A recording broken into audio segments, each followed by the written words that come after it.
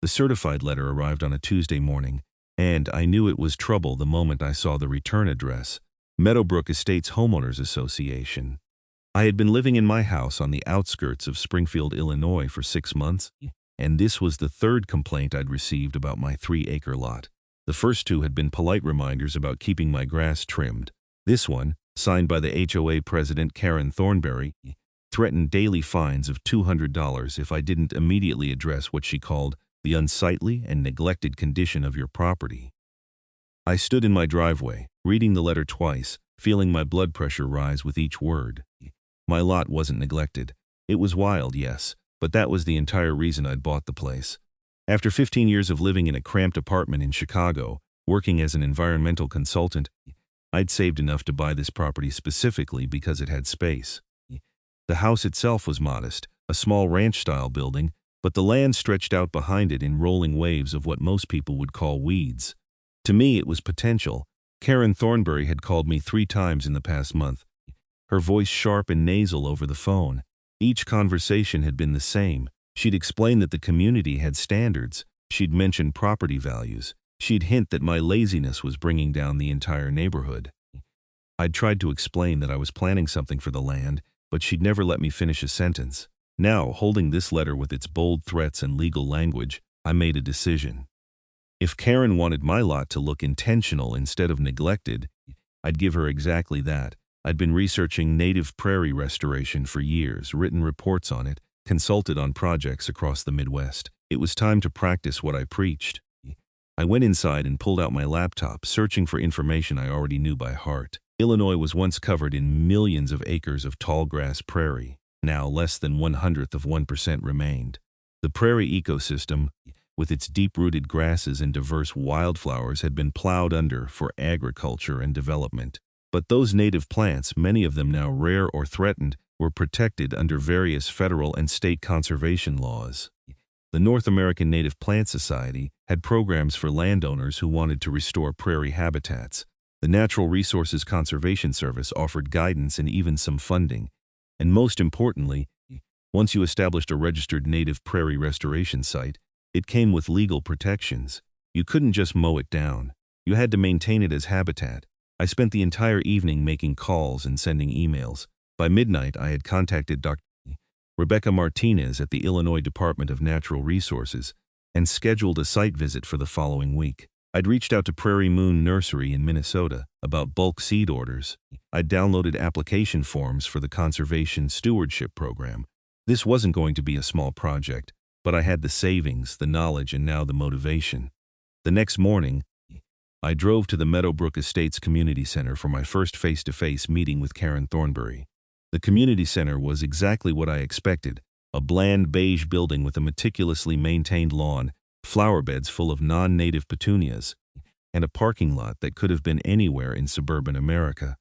Karen was waiting in the main meeting room, sitting at the head of a long table like she was presiding over a board of directors instead of a glorified neighborhood watch. She was in her late 40s with blonde hair cut in that aggressive bob that seemed mandatory for a certain type of suburban woman. She wore a cream-colored blazer and had a 3-ring binder open in front of her, bristling with colored tabs. "Mr. Morrison," she said, not standing or offering to shake my hand, "I'm glad you decided to take this matter seriously." "I take all matters seriously," I said, sitting down across from her. "That's why I wanted to discuss my plans for the property." She waved a hand dismissively. "Your plans need to align with the community covenants. Section 12, paragraph 4 clearly states that all lots must be maintained in a neat and orderly fashion. That means regular mowing, edging, and removal of invasive species." "I've read the covenants," I said. "They also state that landscaping projects are permitted with HOA approval.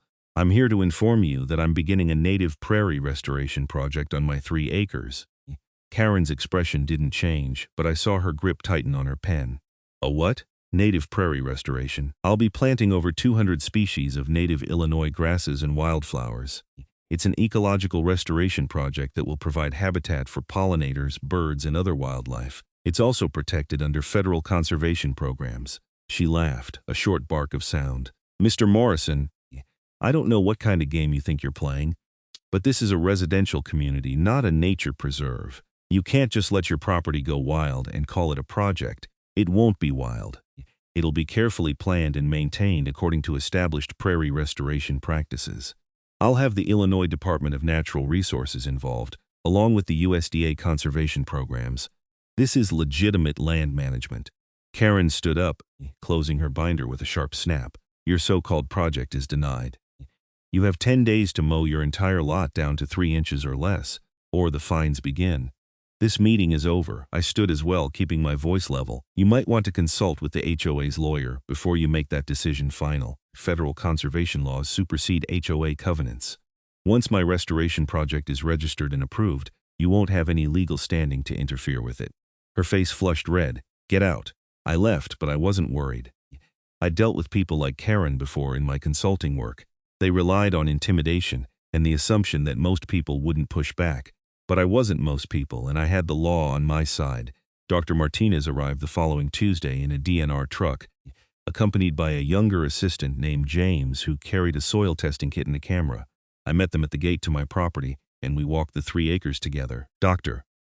Martinez was in her 60s with gray hair pulled back in a practical ponytail and the kind of weathered face that came from decades of outdoor work. This is excellent, she said, crouching down to examine the existing vegetation. You've already got some native species establishing themselves. I see bergamot here, and this is definitely wild quinine. The seed bank in this soil is probably incredible. The property was farmland about 30 years ago, I said, but it's been mostly untouched since then. Perfect. The best restorations start with land that's had time to rest. She stood, brushing dirt from her hands. What's your timeline? I want to start this spring. I'm thinking a mix of seeding and plug planting. I'd like to focus on getting the structure right with the grasses first, then layer in the forbs over the next few years. Dr. Martinez smiled. You've done your homework, James. Let's get soil samples from 6 different spots. Mr. Morrison, I'm going to recommend your property for the Illinois Prairie Restoration Registry. It's a state program that documents and protects prairie restoration sites. Once you're registered, you'll have legal standing as a conservation project. That's exactly what I need, I said. We spent 3 hours walking every inch of the property. James took samples, made notes, and photographed the existing conditions. Dr. Martinez pointed out areas where the soil looked particularly promising and other spots where we might need to address drainage. By the time they left, I had a folder full of recommendations and a promise that the registration paperwork would be expedited. Karen called that evening. I let it go to voicemail. Her message was predictable. Mr. Morrison, this is Karen Thornbury. I've spoken with our HOA attorney, and he assures me that no federal program can override our community covenants. You have 6 days left before fines begin. I suggest you rent a mower. I called the number she'd mentioned, reaching the HOA's attorney, a man named Richard Pemberton, who sounded tired even at 9 in the morning. Mr. Pemberton, my name is Xavier Morrison. I'm calling about the HOA's position on my prairie restoration project. Ah, yes. Mrs. Thornbury mentioned you. Look, Mr. Morrison, I've explained to her that this is more complicated than she thinks, but she's insistent. Technically, the covenants do give the HOA authority over landscaping decisions, even when those decisions conflict with federal conservation programs. There was a long pause. What programs specifically? I listed them. The Conservation Stewardship Program, the Prairie Restoration Registry, the Illinois Endangered Species Protection Act, and the federal protections for several rare plant species I intended to include in my restoration. I see, Pemberton said slowly. Mr. Morrison, I'm going to need to research this further. Can you send me documentation of your project approval? I'll have it within 2 weeks. Then I'd recommend we all wait until that documentation is in hand before anyone does anything rash. I agree. Can you communicate that to Mrs. Thornbury? I can try. He didn't sound optimistic. The next week, I received my approval from the Illinois Department of Natural Resources. The letter was official, stamped, and signed by multiple departments. My property was now registered as a prairie restoration site under state conservation programs. The letter explicitly noted that the restoration effort qualified for protection under Illinois state law and that the planned species list included multiple plants of concern that required specialized management. I made copies and hand-delivered one to Karen Thornbury's house. She lived 4 doors down from me in a house that looked like it had been staged for a magazine shoot. Everything was cream and taupe and perfectly symmetrical. She answered the door in tennis whites, her mouth already set in a disapproving line. Mrs. Thornberry, I wanted to give you this personally, I said, holding out the envelope. It's official approval for my Prairie restoration project from the Illinois DNR. As you can see, the project is now registered and protected under state conservation law. She took the envelope but didn't open it. This doesn't change anything. The HOA covenants are legally binding. Your attorney might disagree. I spoke with Mr. Pemberton last week and he seemed to understand the situation. Richard is too cautious. I've dealt with difficult homeowners before, Mr. Morrison. You're not special. She started to close the door. Mrs. Thornberry, I'm not trying to be difficult. I'm trying to do something positive for the environment. This prairie will benefit the entire community. Native plantings reduce runoff, provide pollinator habitat, and actually increase property values in the long term. It's an eyesore, and I won't allow it. She shut the door in my face. I stood on her pristine porch for a moment, then turned and walked back to my house. Fine, if she wanted to escalate this, I was ready. The seed order arrived in early March, delivered in dozens of boxes by a confused UPS driver who made 3 trips from his truck. I spent an entire weekend sorting through packets: big bluestem Indian grass, little bluestem, prairie dropseed, side oats grama, and the Forbes, purple coneflower, black-eyed Susan, rattlesnake mass, pale purple coneflower, prairie blazing star, butterfly milkweed, compass plant, cup plant, wild bergamot, prairie dock. Over 200 species in total, each packet carefully labeled with planting instructions and germination requirements. I'd hired a local farmer with a no-till drill to help with the seeding. His name was Tom Hendricks, and he'd been restoring prairies on his own land for 20 years. He drove up on a cold morning in mid-March, pulling a trailer with his equipment. "This is a good-sized plot," he said, surveying my 3 acres. "You've got the seed mix worked out? Grasses first. Then I'll interplant forbs over the next 2 seasons. I want to establish the structure before I get too fancy." Tom nodded approvingly. "Smart. Too many people try to do everything at once and end up with a mess. This is going to take you 3 years minimum before it looks like anything, you know that, right?" "I know. Year 1 it sleeps, year 2 it creeps, year 3 it leaps. You've definitely done your homework." He climbed back into his truck. "Let's get started." We worked for 2 days straight, drilling tiny seeds into the soil in careful patterns. Tom had a method that mixed the grass species to mimic natural prairie distribution. We went over the entire 3 acres twice, ensuring good seed-to-soil contact. When we finished, the land looked exactly the same as it had before, just disturbed and muddy. "Give it 6 weeks," Tom said. "You'll start seeing the first shoots. By summer, you'll have grass. It won't look like much, but it'll be there, growing roots down 6 feet or more. That's the real work of the prairie, the part you can't see." I paid him and spent the next several evenings walking my property, imagining what it would become. I'd studied restored prairies across Illinois, visited the Nachusa grasslands and Midwin National Tallgrass Prairie. I knew what was possible. In 3 years, my lot would be a sea of grasses, waist-high and golden in the fall. In 5 years, the wildflowers would dominate the view, creating waves of color from spring through late autumn. In 10 years, it would be an established ecosystem, supporting hundreds of species of insects, birds, and small mammals. Karen Thornberry had other ideas. On March 20th, exactly 10 days after I'd received my DNR approval, I found a citation taped to my front door. It was from the HOA, signed by Karen, and it levied a fine of $200 per day for failure to maintain property in accordance with community standards. I called Richard Pemberton immediately.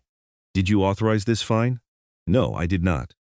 I specifically told Mrs. Thornberry to wait until I'd completed my legal research. I'm still reviewing the statutes you mentioned. She's fining me $200 a day. I'll contact her today."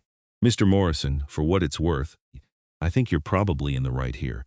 But Mrs. Thornberry is very determined, and she has the support of several board members. Let me know what you find out." He called back that afternoon.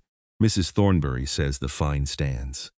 She claims that your DNR approval doesn't override the HOA's authority because you should have sought HOA permissions before applying for state programs.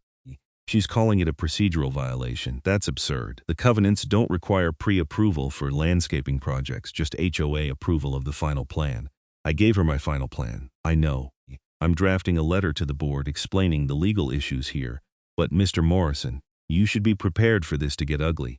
Mrs. Thornberry is already talking about placing a lien on your property for unpaid fines. Let her try. I'll see her in court first." I hung up and immediately called my own attorney. a woman named Patricia Chen, who I'd worked with on environmental cases in the past.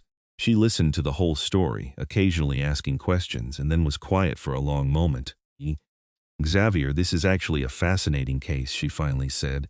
HOA law is generally pretty favorable to associations, but there are limits, especially when federal and state environmental regulations come into play.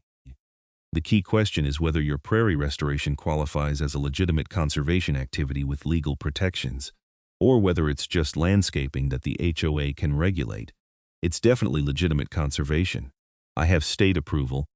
I'm following established protocols, and I'm including protected species. Then we have a strong case, but you need to be prepared for a fight. Karen Thornberry isn't going to back down easily, and HOA disputes can drag on for years. They have dues funding their legal costs. Do you have the resources to sustain a legal battle? I thought about my savings, carefully built over 15 years of consulting work. Yes, and more importantly, I'm right. This prairie restoration is good for the environment and legal under state and federal law. I'm not backing down either. Good. Then let's file a preemptive lawsuit. We'll seek a declaratory judgment that your prairie restoration is protected activity and an injunction preventing the HOA from interfering with it or levying fines. We'll also countersue for harassment and request attorney fees. Do it. Patricia drafted the lawsuit over the next week, and we filed it in the Sangamon County Circuit Court on April 1st. The lawsuit named the Meadowbrook Estates HOA as defendant and requested immediate injunctive relief.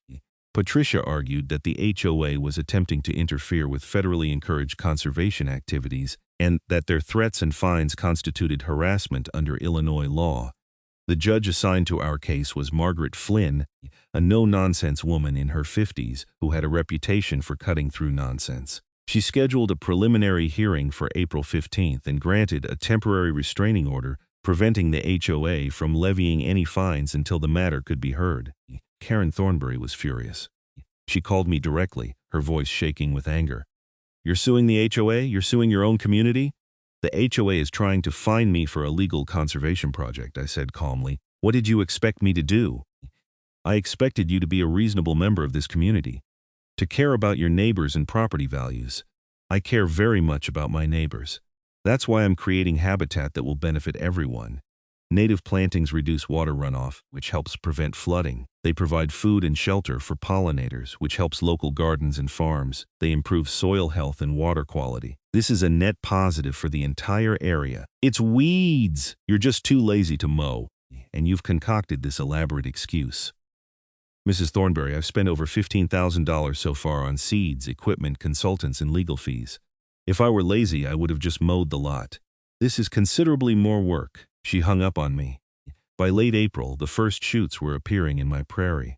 Tiny green spikes pushing up through the soil, barely visible unless you knew what to look for. I spent hours each day walking through them, identifying species, pulling out any invasive plants that tried to establish themselves. Tom Hendricks had warned me that the first year was critical for weed management. The native plants were putting all their energy into root growth, so they were vulnerable to being outcompeted by faster-growing invasive species. I pulled thistles, cut back sweet clover, dug out garlic mustard. It was backbreaking work, but I loved it. Every day, more native shoots appeared. The grasses were coming in strong, and I could already see the different species establishing themselves in distinct patterns based on soil moisture and sun exposure. My neighbors were divided. The family directly next to me, the Hendersons, thought the whole thing was interesting. Mike Henderson was a high school biology teacher, and he brought his kids over several times to look at the emerging plants. "This is exactly what I try to teach," he told me. "Ecology in action. Mind if I bring my class by for a field trip?" "Not at all. I'll give them a tour." But the neighbors on the other side, the Clarks, were firmly in Karen's camp. Linda Clark stopped her car next to me one morning as I was pulling weeds. "You know, we moved here because it was a nice neighborhood. Now we have to look at your weed patch every day. In 2 years, you'll be looking at a beautiful prairie meadow," I said. "Think of it as an investment. I think of it as a nuisance." She drove off. The preliminary hearing arrived on a warm April morning. Patricia met me at the courthouse, looking sharp in a navy suit and carrying a briefcase full of documentation. "We have a strong case," she told me. I've compiled everything: your DNR approval, the conservation program documentation, research on prairie restoration benefits, and legal precedents for environmental protection trumping HOA authority. Karen Thornberry arrived with Richard Pemberton and 2 other HOA board members, a man named Douglas Fletcher and a woman named Christine Walsh. They all wore grim expressions, like they were attending a funeral rather than a hearing. Judge Flynn called the court to order and got straight to the point. I've reviewed the preliminary filings from both sides, Mrs. Chen. This is your motion. Explain why your client needs injunctive relief. Patricia stood. Your Honor, my client Xavier Morrison has undertaken a legitimate prairie restoration project on his property with full approval from the Illinois Department of Natural Resources. This project is protected under state conservation laws and qualifies for federal conservation programs. The defendant, HOA, is attempting to interfere with this protected activity by levying fines and threatening liens. We're asking for an injunction to prevent this interference and a declaratory judgment confirming Mr. Morrison's right to continue his restoration work. Judge Flynn turned to Richard Pemberton. Mr. Pemberton, your response? Pemberton stood, looking uncomfortable. Your Honor, the HOA's position is that their covenants give them authority to regulate landscaping and property appearance within the community. While we acknowledge that Mr. Morrison has obtained state approval for his project, we contend that he should have sought HOA approval first as required by the community covenants. Has the HOA formally considered and voted on Mr. Morrison's project? Well, no, Your Honor. Mrs. Thornberry, as president, denied the project, but there hasn't been a full board vote. Judge Flynn frowned. So you're finding a homeowner for a project that the board hasn't actually formally reviewed? The president has authority to make decisions on behalf of the board, Pemberton said weakly. Not without proper procedure, she doesn't. Judge Flynn looked at her notes. I'm looking at Mr. Morrison's DNR approval. It's quite comprehensive. It lists protected species, notes the environmental benefits, and explicitly states that the restoration work is encouraged under state policy. Mr. Pemberton, are you arguing that an HOA covenant can override state environmental policy? We're arguing that the HOA has a legitimate interest in maintaining community standards and property values. That's not an answer to my question. Can HOA covenants override state environmental regulations or not? Pemberton hesitated. Generally, no, Your Honor. Then I'm granting the preliminary injunction.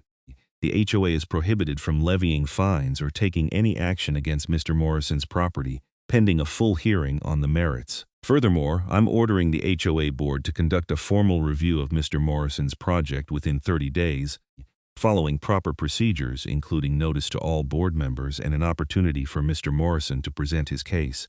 We'll reconvene in 60 days for a full hearing. In the meantime, Mr. Morrison may continue his restoration work without interference. Karen Thornberry stood up suddenly. Your Honor, this is outrageous. You're allowing him to destroy the community. Mrs. Thornberry, sit down.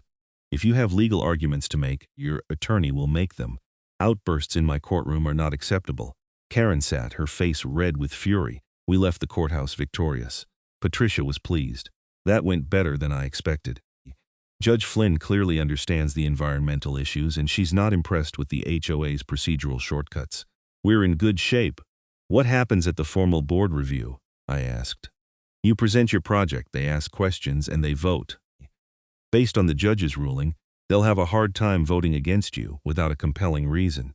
And we don't like how it looks. Isn't going to be compelling enough when you have state approval and legal protection.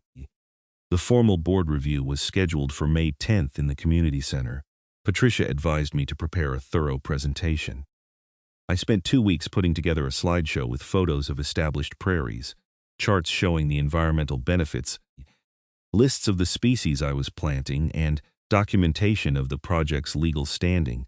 The night of the meeting, the community center was packed. Word had gotten around, and apparently half the neighborhood wanted to see what would happen. I saw friendly faces like Mike Henderson and his wife Sarah, but there were plenty of hostile ones too. Karen sat at the head of the table again, flanked by Douglas Fletcher and Christine Walsh. 2 other board members, Mark Stevens and Janet Rodriguez, sat farther down. Karen called the meeting to order with obvious reluctance. We're here to conduct a formal review of Xavier Morrison's proposed landscaping project. Mr. Morrison, you have 30 minutes to present. I connected my laptop to the projector and began. I explained what a tallgrass prairie was, why it mattered, and how restoration worked. I showed before and after photos from other restoration sites, demonstrating how the plantings matured over time. I explained the environmental benefits, erosion control, water quality improvement, pollinator habitat, carbon sequestration. I went through my list of planned species, noting which ones were rare or protected. I showed my DNR approval and explained the legal protections that came with it. When I finished, the room was quiet. Then Mike Henderson started clapping, and several other people joined in. Karen's expression could have curdled milk. Questions from the board? Karen said sharply. Douglas Fletcher spoke up. Mr. Morrison, you say this will take several years to establish. What does it look like in the meantime? The first year, it's mostly low-growing grass shoots. It might look sparse or weedy to someone who doesn't know what they're looking at. The second year, the grasses fill in more and the first flowers start appearing. By year 3, it should be dense and colorful.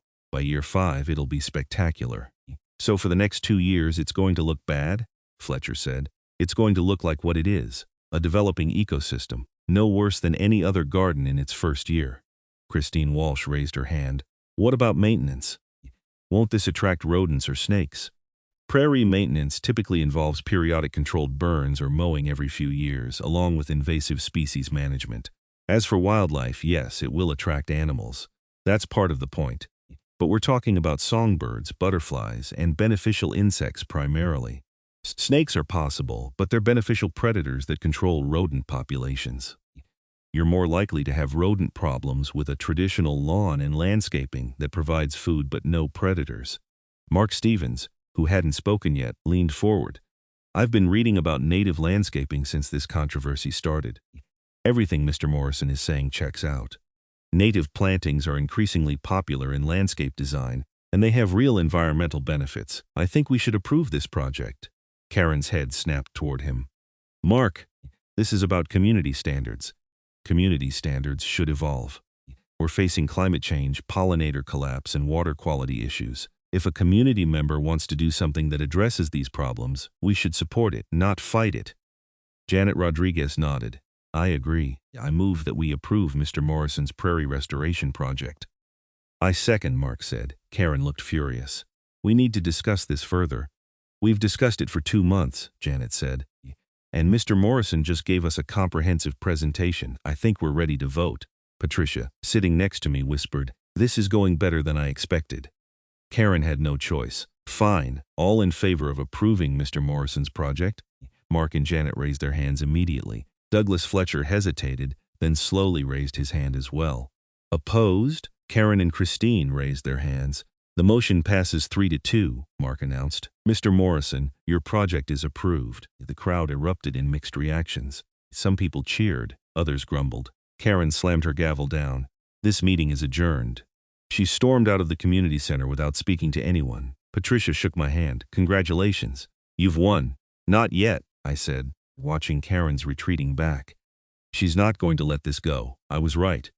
2 days later, Karen filed a complaint with the county zoning board, claiming that my prairie restoration violated local land use regulations. She argued that agricultural restoration projects weren't permitted in residential zones and that my 3 acres constituted an illegal agricultural use. Patricia laughed when she saw the filing. She's really reaching now. Prairie restoration isn't agriculture, it's conservation. And besides, residential zones allow gardens and landscaping. This is just landscaping with native plants. We filed a response, and the zoning board scheduled a hearing for June 1st. In the meantime, my prairie was growing beautifully. By mid-May, the grass shoots were 3 inches tall and forming a soft green carpet across all 3 acres. I could distinguish different species now. The wider blades of big bluestem, the finer texture of little bluestem, the distinctive seed heads of side oats grama. A few early wildflowers were starting to bloom, small white flowers of wild strawberry, the yellow of hoary puccoon. I started leading informal tours for interested neighbors. Mike Henderson brought his biology class as promised, and 30 teenagers tramped through my emerging prairie while I explained plant identification and ecological succession. Several other neighbors stopped by to ask questions. Even some of Karen's supporters seemed curious, though they wouldn't admit it publicly. The zoning board hearing was anticlimactic. The board chairman, a retired engineer named Walter Price, listened to Karen's complaint for about 5 minutes before cutting her off. Mrs.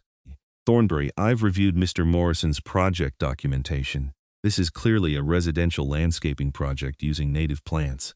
It's no different than if he'd planted a vegetable garden or a rose garden, except he's chosen prairie plants instead. There's no zoning violation here. But it looks like farmland, Karen protested. No, it looks like natural landscaping. Motion to dismiss? One of the other board members moved to dismiss, another seconded, and the vote was unanimous. Karen's complaint was rejected. She tried one more avenue. She filed a formal complaint with the Illinois Department of Natural Resources, claiming that I was misrepresenting my project to gain improper protections.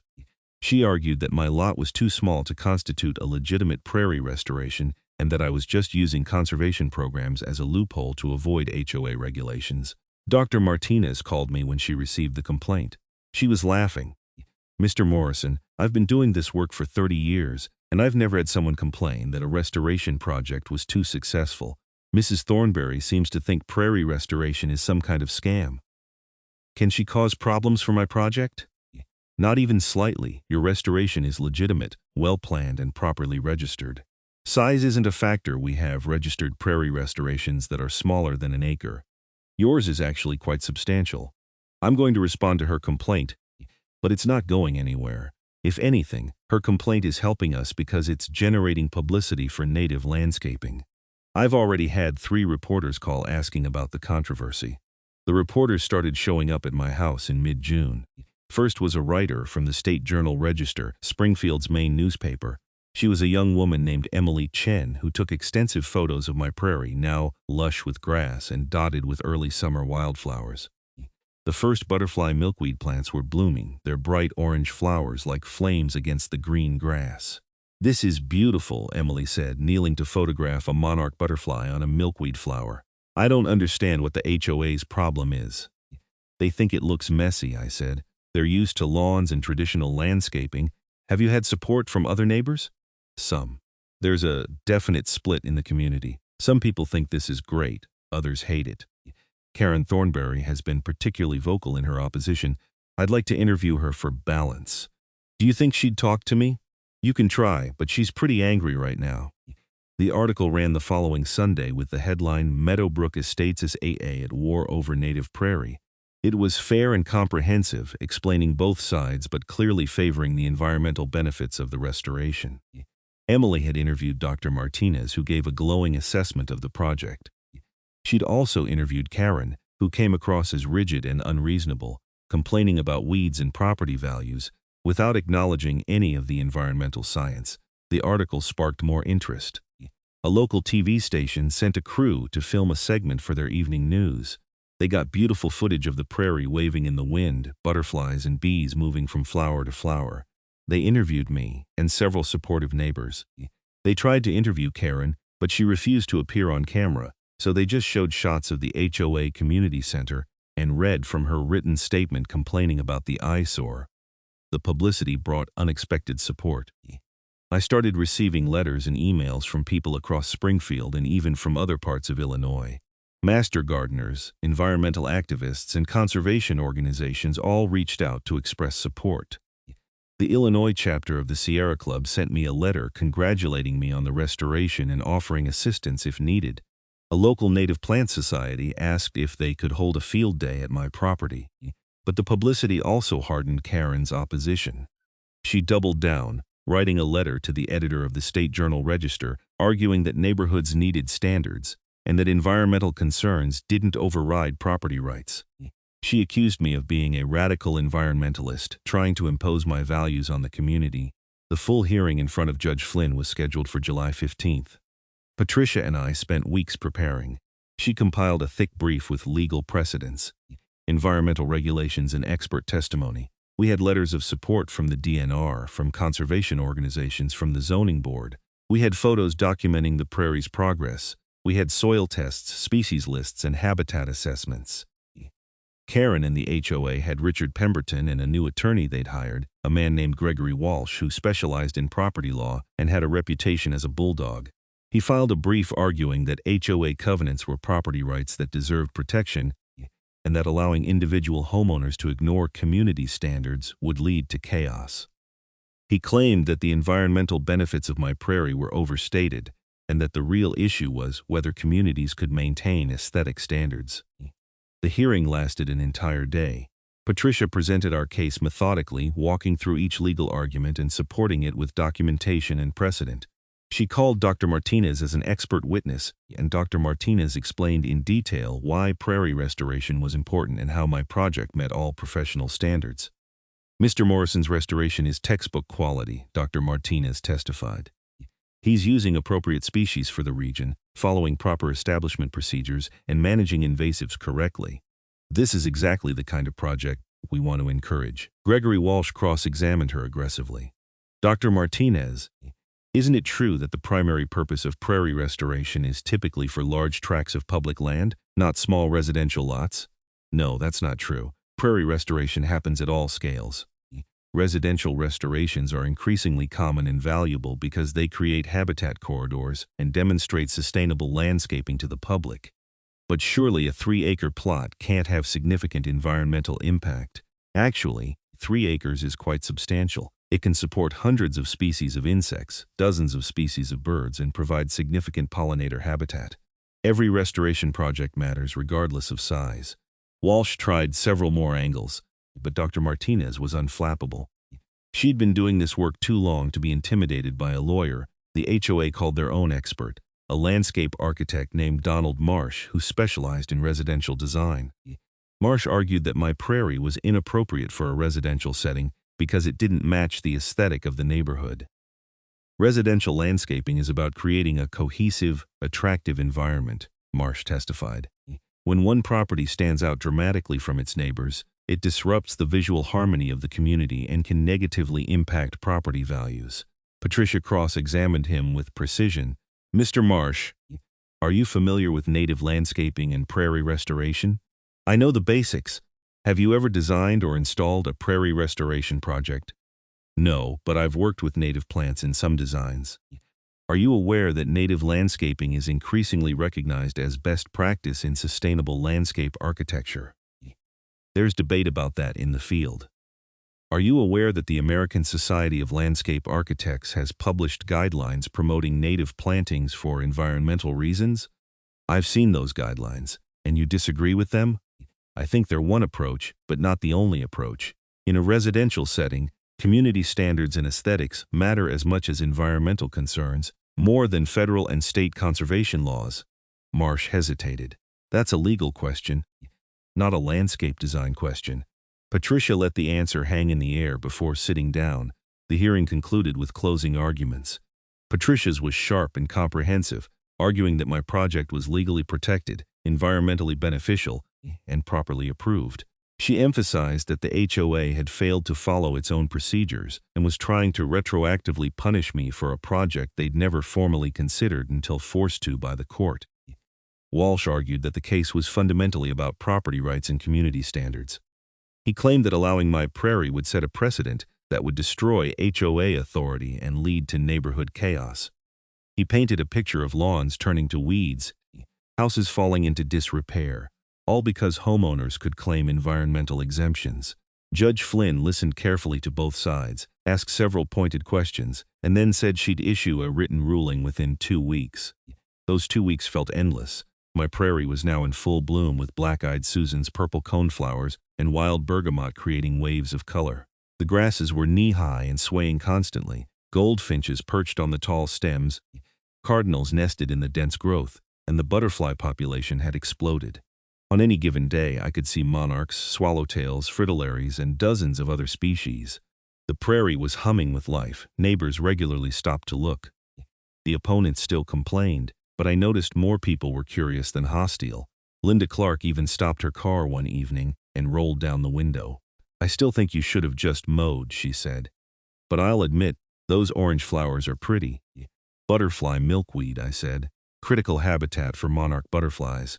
She drove off without responding, but it felt like progress. Judge Flynn's ruling arrived on July 28th, delivered via email at 3 in the afternoon. Patricia called me immediately. We won, complete victory. I sat down, suddenly weak with relief. What did she say? Everything we wanted. She ruled that your prairie restoration is protected activity under state and federal conservation programs, that the HOA covenants cannot override these protections, that the HOA must approve your project, and that their attempts to fine you were improper. She also ordered them to pay your attorney fees, which is huge.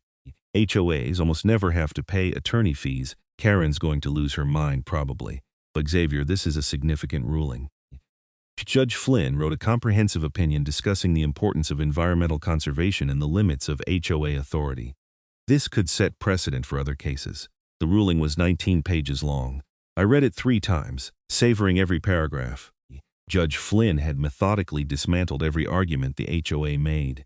She noted that conservation laws explicitly encourage private landowners to engage in restoration work, that my project met all legal standards, and that HOA aesthetic preferences could not override environmental protections.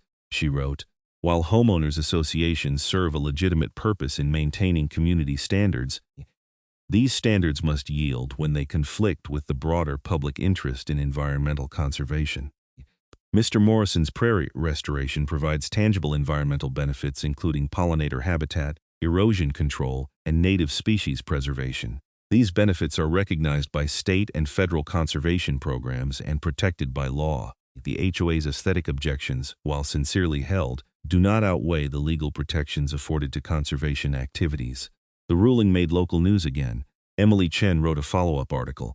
The TV station did another segment. Environmental organizations celebrated it as a victory for native landscaping. The Illinois Native Plant Society put out a press release highlighting the ruling as a precedent that would protect other restoration projects. Karen Thornberry resigned as HOA president 2 weeks later. Her resignation letter, which was leaked to me by Mark Stevens, was bitter and accusatory. She blamed the board for not supporting her, blamed the legal system for being biased toward environmental extremism, and blamed me for destroying the community. She and her husband put their house on the market shortly after and moved to a different subdivision by October. The new HOA president was Mark Stevens, who immediately reached out to me to start rebuilding relationships. I want to apologize on behalf of the board for how this was handled, he told me over coffee at a local cafe.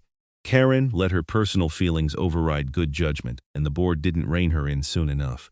Your prairie is beautiful, and it's actually been good for the community in unexpected ways.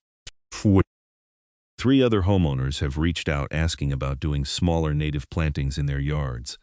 Mike Henderson is planning a pollinator garden. The community is talking about converting some of the common areas to native landscaping to reduce mowing costs. You've started something here. By late August, my prairie was magnificent. The grasses were chest high, and the late summer wildflowers were at their peak. Goldenrod, asters, and sunflowers dominated the view. The prairie blazing star had sent up dramatic purple spikes. Compass plants stood 8 feet tall with yellow flowers the size of dinner plates. The entire 3 acres hummed with insects and birdsong. I started giving regular tours to environmental groups, schools, and interested citizens. The field day hosted by the Native Plant Society drew over 60 people who spent hours walking through the prairie, identifying plants, and discussing restoration techniques. Several of them asked for my seed sources and planting advice. The Illinois Department of Natural Resources featured my restoration in their fall newsletter as an example of successful private conservation. Dr. Martinez nominated the project for a conservation award, which I received at a ceremony in Springfield in November. The award came with a small grant to help with continued maintenance and expansion. But the best moment came on a cool September evening when I was walking through the prairie at sunset. The light was golden, filtering through the grass stems and making the seed heads glow. Hundreds of monarch butterflies were roosting in the plants, preparing for their migration to Mexico. I stood in the middle of 3 acres of restored prairie, surrounded by life I'd helped create, and felt a profound sense of satisfaction. I'd bought this property to have space and freedom. Karen Thornberry had tried to take that away with her rigid rules and threatened fines. Instead, her opposition had pushed me to create something far more meaningful than I'd originally planned. My 3 acres weren't just a yard or a lot anymore. They were habitat, ecosystem, and living proof that suburban landscapes could be transformed. Over the following winter, I started planning expansions. I wanted to add more ephemeral wildflowers for spring bloom. I wanted to establish a small wetland area in a low corner where water naturally pooled. I wanted to increase the diversity of grasses and add some of the rarer prairie species that required hand planting. I also started consulting with other homeowners who wanted to do native plantings. Mike Henderson's pollinator garden went in that fall, a quarter-acre plot filled with milkweed, coneflowers, and native grasses. 2 other neighbors started smaller projects. The HOA, under Mark Stevens' leadership, voted to convert an unused 2-acre common area to native meadow, hiring me to design and oversee the project. By the spring of year 2, my prairie was transformed. The grasses had established deep roots, and the plantings were much denser. The early spring wildflowers I'd added bloomed in waves, poskflower in March, shooting stars in April, golden alexanders in May. By June, the prairie was a sea of color again, even more spectacular than the first year. The property values that Karen had been so worried about actually increased. The uniqueness of having a restored prairie in a suburban neighborhood became a selling point. When the house next to the Clarks went on the market, the listing specifically mentioned proximity to the prairie restoration and attracted buyers who were interested in nature and environmental conservation. I kept meticulous records of the prairie's development. Species lists, bloom times, wildlife observations. I photographed it regularly, building a documentation of its transformation from weedy lot to functioning ecosystem. The data became the basis for several articles I wrote for native plant publications and a presentation I gave at the State Conservation Conference. 3 years after I started the restoration, the prairie had truly leaped as Tom Hendricks had promised. It was dense, diverse, and spectacular. The root systems extended 6 to 8 feet down, making the plants drought-resistant and permanent. I'd counted over 180 plant species established successfully. The wildlife list included 42 species of birds, hundreds of insect species, and countless small mammals, reptiles, and amphibians. The prairie had become a community resource. People walked their dogs along the edge. Parents brought children to watch butterflies. Artists came to paint and photograph. The local elementary school adopted it as an outdoor classroom for ecology lessons. Mike Henderson's biology classes visited every semester. On the 3-year anniversary of the day I'd first seeded the prairie, I held an open house and celebration. Over 200 people showed up, including Dr. Martinez, Tom Hendricks, Patricia Chen, Mark Stevens, and dozens of neighbors and conservation friends I'd made through the project. We had tables set up with information about native plants, seed packets to give away, and refreshments.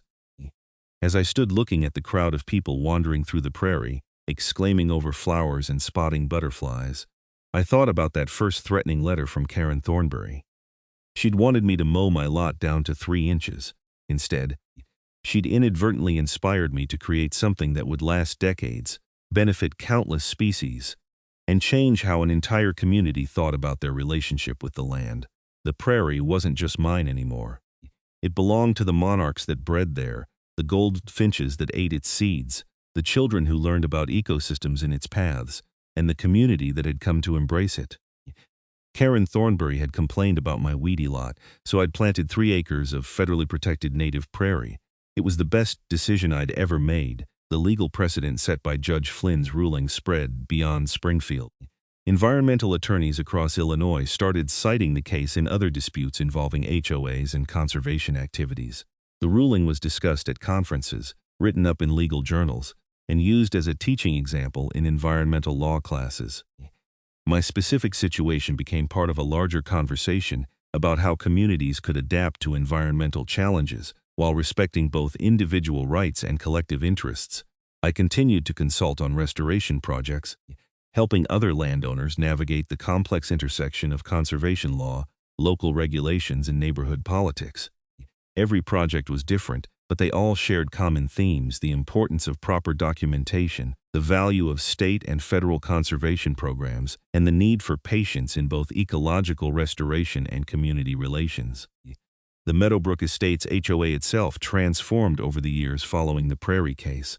Under Mark Stevens' leadership and later under Janet Rodriguez, who succeeded him, the association adopted new guidelines that explicitly encouraged native plantings and sustainable landscaping. They created a conservation committee to review and support environmental projects. They partnered with the local soil and water conservation district to offer workshops on rain gardens, native plantings, and ecological landscaping. Other HOAs in the region began revising their covenants to address environmental considerations. Some added explicit language protecting conservation activities. Others created categories of approved native plants. The Illinois state legislature even considered a bill that would have clarified the relationship between HOA authority and conservation programs, though it ultimately didn't pass. The conversation itself, though, represented progress. My prairie matured into year 4 and 5, becoming increasingly complex and self-sustaining. The management required less work as the native plants outcompeted invasives, and the ecosystem reached equilibrium. Controlled burns every 3 years kept woody plants from encroaching and released nutrients back into the soil. The wildlife diversity continued to increase as word apparently spread in the animal kingdom that 3 acres of quality habitat existed in suburban Springfield. I added a small shed on the property edge where I stored seeds, tools, and reference materials. It became a library of sorts with field guides, restoration manuals, and my own accumulated documentation. Visiting students and conservationists could access resources and see real-world examples of restoration techniques. Financial analysis of the project was interesting. Over 5 years, I'd invested approximately $35,000 in seeds, equipment, consulting, and legal fees. The legal fees were ultimately reimbursed by the HOA, bringing my actual cost to about $20,000. The increased property value, assessed through several real estate appraisals, added approximately $50,000 to my home's worth. Beyond the financial return, the environmental and educational value was incalculable. I never saw Karen Thornberry again after she moved away, though I heard occasional updates through the neighborhood grapevine. She'd apparently joined the HOA board of her new subdivision and was reportedly much more cautious about picking fights with homeowners. I hoped she'd learned something from our conflict, though I suspected she'd simply learned to be more careful rather than more open-minded. Richard Pemberton, the HOA attorney who'd been caught in the middle of the dispute, actually became a friend. He admitted over drinks one evening that the Prairie case had been one of the most interesting of his career and had made him rethink some of his assumptions about HOA law and environmental issues. He started advising his HOA clients to be more flexible on conservation projects and helped several associations revise their covenants to better accommodate environmental initiatives. As the 5th year of the Prairie's life turned into the 6th, I realized that the restoration had become part of my identity. I was known around Springfield as the Prairie guy, and I'd fully embraced the role. I'd given over 50 presentations on native landscaping, written articles for multiple publications, and consulted on dozens of restoration projects ranging from small residential gardens to multi-acre commercial landscapes. The Prairie itself continued to evolve and surprise me. Species I hadn't intentionally planted showed up, their seeds presumably carried by birds or wind from other remnant prairies in the region. Rare plants appeared, and I carefully documented and protected them. The bird life shifted with the seasons, with spring and fall migrations bringing unexpected visitors. One October, I counted over 300 monarch butterflies staging in the Prairie during their migration south. Looking back on the entire experience, from that first threatening letter to the mature, thriving Prairie that now existed, I recognized how a confrontation that could have been bitter and destructive had instead become creative and transformative. Karen Thornberry's rigid insistence on conformity had forced me to articulate and defend a vision of something better. The legal battle had created precedent that protected conservation work. The publicity had educated a community and inspired others to act.